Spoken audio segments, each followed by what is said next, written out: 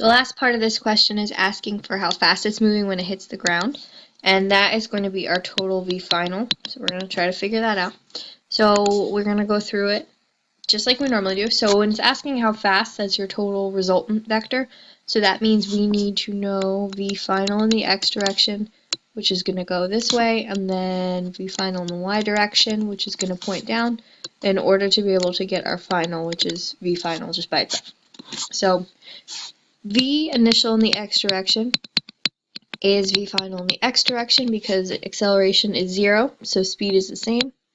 So that's 18.12 meters per second. So that part's done.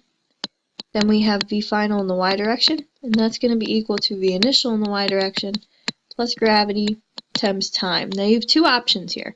Option 1 is to use the total initial from the very beginning in the y direction and the total time.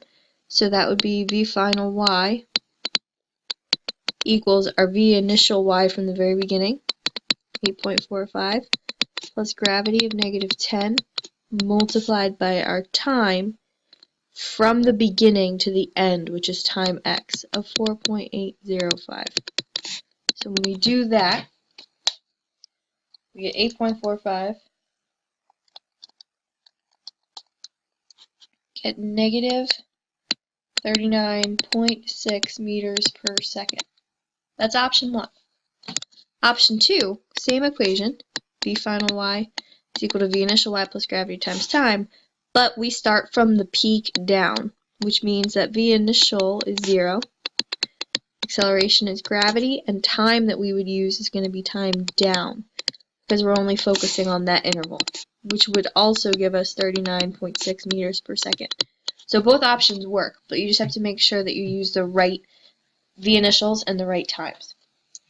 So we have V initial x, V final y, so then to get our total V final in the impact speed, V final is going to equal the square root of V final x, so 18.12 squared, plus V final y squared.